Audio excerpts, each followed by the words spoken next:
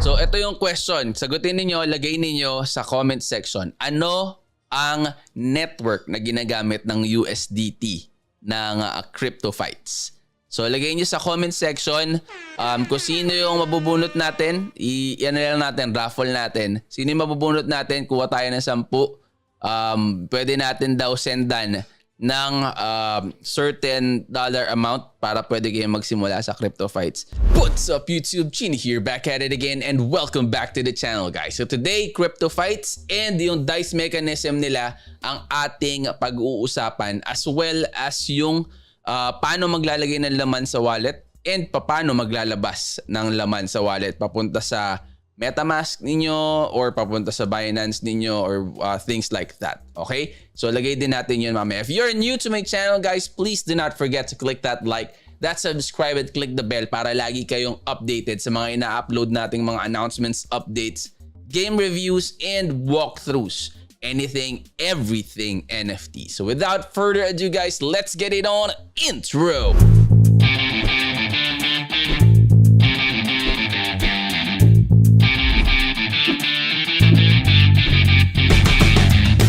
Okay, so before we start guys, ito papakita ko muna sa inyo yung bagong illusion ni Crypto Fights. Click nyo yung Caravan and the illusion. Ano, Death Force yung gamit natin nung last, nung last na content na ginawa natin. Ngayon, si Mystere. Ayan, sexy na pangmalakasan ng gimmick. Ayan o, diba? So, illusion yan guys binabago yung character ninyo. Katulad nito, fighter ito. Ang pag tinanggal ko yung illusion ko, equip natin, makita ninyo yung tunay na itsura ng character natin. Yan. Ganyan siya. Pero meron na kasi akong yung sa armor din. Ayan yung mga armor na yan. Meron na din ako kaya ganyan na yung itsura niya. Okay, so balik natin si Mystere para pang malakasan ng gimmick. Ayan, mukhang strong. Okay, so punta tayo sa dungeons and enchanted forest tayo.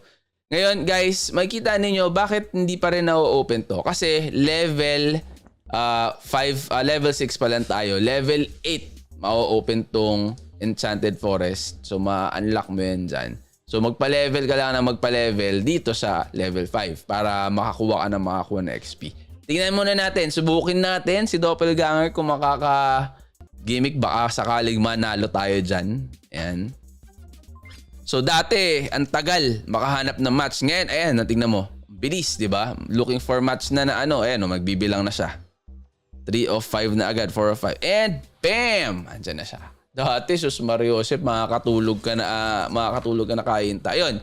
Yung number na niroll ko na yun, guys, yun yung parang magdedetermine kung sino yung mauunang tumira. So magro-roll ng dice.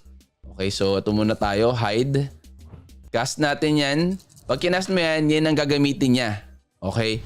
Pag ginamit niya yun, magka-cast siya. Ngayon, para ma-hit niya and matanggal niya yung hide ko, yung iro-roll niya guys na dice, dapat mas mataas dun sa ni-roll ko. Yung 20 dice, 20-sided na dice, yung maraming sides. So katulad niya, attack tayo. Tingnan natin kung ano ma-roll ng dice natin. Ayan, 17. So mas mataas pa rin yung kanya Ayan Okay, nag-roll tayo. Natanggal na. Mas mataas pala yung roll natin kanina. Kaya natanggal natin yung hide niya. Ayan ngayon, nag-hide na naman siya. So malalaman natin anong attempts to hide. Ito, attack tayo. Kailangan yung iro-roll natin dito mas mataas doon sa ni-roll niya kanina para matanggal yung hide. Pero since mas mababa, failed yung attempt natin na tanggalin yung hide niya. Diba? Ayun, tinira niya tayo. O, yun na. Patay na tayo. Deads na tayo dun sa gimmick na yun. So, medyo lang siya. It takes some time lang din. Hindi naman matagal, pero may intindihan ninyo. Basta yung maraming sides, guys, na maraming sides. Dito muna tayo sa 4, Dito tayo sa 4. Yung maraming sides, tapos kulay green, ibig sabihin, yung kumbaga, pag nag-roll ka doon, kailangan mas mataas doon sa ni-roll niya para matanggal natin yung hide effect niya. Okay? So, hintayin muna natin yung looking for match natin ulit. So very unique ang ano niya, ang mechanism niya in terms of yung fighting. Hindi siya yung basta-bastang turn-based fight lang na click mo lang yung attack, kung anong skill ang gusto mo, attack na lang siya ng basta-basta. Ayun o, yung sinasabi ko. So 18 tayo, 1 siya, una tayo. Diba? So attack tayo ngayon. Tayo ang mauunang gumimik. Ayan o. 22, so angat tayo doon. Ayan yung magdedetermine. 8, yung niroll natin. 6, 5 plus 1. Tapos meron tayong may additional pa tayong dahil sa weapon. Okay? Kaya nadadagdagan yung attack natin. Ayan, attack uli natin guys. So ayan. Yung miss. Diba? So kailangan yung niro-roll nung kalaban mo, dapat mas mataas yun sa'yo para mag-success yung hit mo. Ito tayo. Ito. Itong gimmick natin na attack na to. Yan o. Plus 3. Miss. Okay, so banat tayo nito. Attack. Yan o. Oy. Lamang. 7 plus 11. Ang taas nun, no? Isa pa. Bang! Di ba? Hanap yung gimmick natin. So yun, yung niya, kumbaga hindi pangkaraniwan yung dagger. Yung common na dagger yung nakuha natin, guys. Di ba? Pwede mo ilagay doon pero mas mataas yung gamit ko na weapon. So from here, pwede mo i-click and drag yan papunta dun sa mga naka-equip sa'yo. Pero since di natin gagamitin, dyan lang muna siya. Continue. Okay? So yun.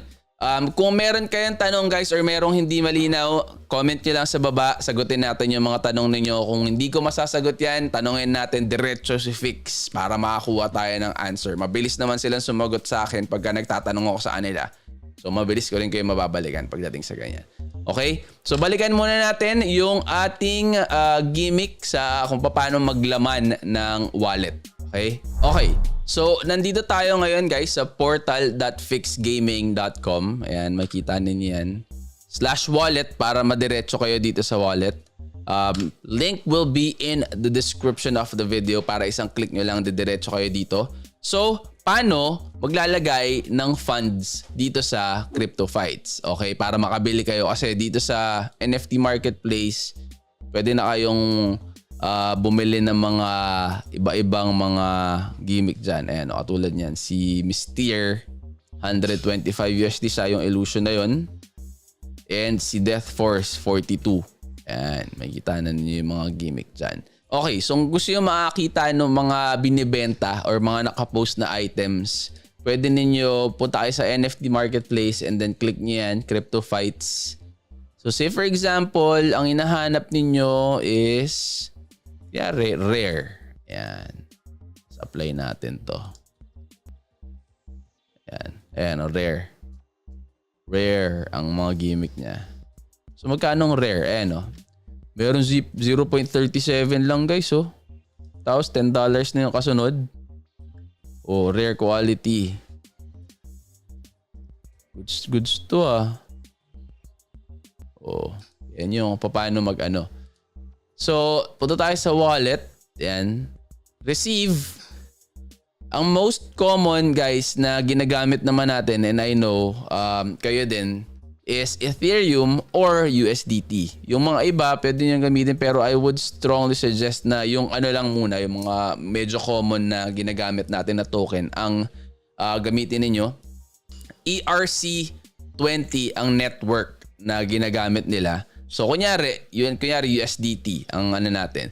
Kasi i-determine mo dito, sinasabi mo na agad sa kanya ano yung ipapadala mo. 'Di ba? From MetaMask mo, USDT, ERC20 ang ipapadala mo sa kanya. Tatanungin niya magkano, 'di ba? So kunyari 520. Meron ba tayo nun? Grabe. Okay, so USDT $50, ERC20 to, okay? And so continue. You will send $50. You will receive, ko-convert niya na ng BSV. Tapos papakita niya sa inyo yung approximate conversion ng USD to yung BSV. Okay? So I understand and agree. Continue. Bibigyan kayo niya ng saan ba? Ayan. So, bibigyan kanya ng yung scan ninyo na address. Okay, so please scan the QR code or send 50 USDT to this address. Yan. So, yan yung ninyo. Copy ninyo yan. Then, lagay ninyo sa MetaMask ninyo para maipasok ninyo sa. So, isa-send nyo yan dyan sa address. Make sure guys na ERC20 Kasi sa ngayon, yung USDT and Ethereum, ERC20 ang ginagamit nila. Pero nakakuha na rin tayo ng insider info na magkaaroon na rin sila ng ibang network to save up on gas fees para sa inyong mga players or mga investors or something na ganyan. Para pag nagta-transfer kayo ng token, USDT ba yan or kung ano man ng available na ilalagay nila dito, kunyari BEP20 or TRC20, mas mura na ang gas fees katulad ng ibang mga games na nilalaro natin, di ba? So yun yung nalaman natin na gimmick ni Crypto Fights para to address yung gas fees. Kasi alam naman natin ERC20 medyo pangyayamanin ang gas fee, napakahapde guys. Okay, ito naman. Syempre, ultimate question ng mga nagpe-play to earn. Pwede ako magpasok ng pera. Paano ko naman yan ilalabas? Diba? Kung kunyari, nakaipon na ako, may pera na akong ganyan, malaki na yung kinita ako sa PVP, malaki na yung kinita ako sa mga nabenta kong items, na mga NFTs. Paano ko ilalabas yung pera na yon? Okay? So, send nyo. Click nyo yung send dito sa baba. Okay, ito ang ginagamit natin. Papunta sa MetaMask na lang muna para safe. Okay? So, receiving token, ang gusto ninyo na receiving token, kaya USDT ang gusto ninyo dyan. Then sending cash, kailangan, tignan natin kapag 5 lang kunyari, ang nilagay natin dyan, anong sasabihin niya sa atin? Ayan, tignan natin kung pwede. Your valid USDT wallet address. Dyan nyo ilalagay yung wallet address. Tingnan niya natin, lagay natin yung yung MetaMask wallet natin dyan. So, lagay natin. Saan na ba yun? So, umulit tayo. Tinanggal pala natin kanina. Okay, lagay natin ulit siya. USDT. Yari, 5 lang. 5 lang yari para malaman natin. Papasok ba or makakapaglabas ba siya ng $5? So, understand. Continue. Wallet address. Lagay natin yung wallet address dyan. So, $5. Subukan nating ilabas. Para malaman natin kung may threshold ba siya bago makapag-send. So, fixed gaming run on Bitcoin, ganyan-ganyan. Meron ba tayong nailabas? So, para makita naman ninyo yung mga transaction na ginagawa ninyo, like yung pag-send, pag-receive, dito sa kanan, sa baba, may transaction history. Pwede nyo i-click yung full transaction history. Makikita nyo yung status. Okay? So, tayin lang ninyo mag-load siya. And makikita ninyo, ayan 12.9, 12.16. Ito yung today na ginagawa ko, 12.16. So, waiting pa siya. Ayan. So, deposited. Kaya yung sinubukan natin kanina na play to earn deposit to fix gaming. Yung kaninang gimmick natin, waiting. Pero since hindi naman tayo nag-send pa, yun, waiting lang siya. Kumbaga, nakaganan yung kamay niya. Penging pera. Saan na yung sinasabi mo sa akin, send mo yung $50 mo. Yan. So, yan yung status doon. Okay? So, ang dyan, hintayin lang din natin, guys. Yung mga gusto mag-try na maglagay din ng ng laman sa wallet, pwede na. Subukan ninyo dyan yung receipt. Subukan nyo muna maliliit na amount lang, guys, para, kumbaga, subok. Pag pumasok, goods. Diba? Pag hindi, at least pwede kayo magreklamo, pwede nyo silang i-message. Pero, hindi ganun kalaki yung iniintay ninyo na nakatenga doon, di ba? So, oo nga pala. Isa pa na na gusto ni Crypto Fights din and sinabi niya sa akin, first 10 commenters na maglalagay dito na magko-comment sa baba. So ito yung question. Sagutin niyo, lagay niyo sa comment section. Ano ang network na ginagamit ng USDT ng Crypto Fights? So lagay niyo sa comment section kung sino yung mabubunot natin. Yan na lang natin, raffle natin. Sino yung mabubunot natin? Kuha tayo ng 10. Pwede natin daw sendan ng certain dollar amount para pwede kayo magsimula sa Crypto Fights. Gawa lang kayo ng gawa kayo ng account, and then ang kailangan natin is yung Paymail address ninyo. Ayan, yung nandyan. So, pwede ninyong ilagay yan. Lagay din ninyo sa comment section para malaman ko kung sino yung mga nakalagay doon. Okay? Lagay nyo na lang din ang hashtag Chino de Dios TV para yun ang pagbabasihan natin na kasama sa raffle. Okay? So, yun. Hanggang dito na lang muna ang next na natin na content natin na gagawin, kung ano pa yung mga updates ni Crypto Fights and ano yung mga dinagdag nila. Hopefully, sa susunod na content natin, available na yung BEP20 or yung TRC20 natin na network para mas lesser ang gas fees ng pagta-transfer in and out ng Crypto Fights. Okay? So if you're new to my channel, guys, again, please do not forget to click that like, that subscribe, and click nyo yung bell para lagi kayong notified sa mga announcements, updates, game reviews, walkthroughs, anything and everything NFTs. Okay? So, see you on the next video. I'm out. Peace!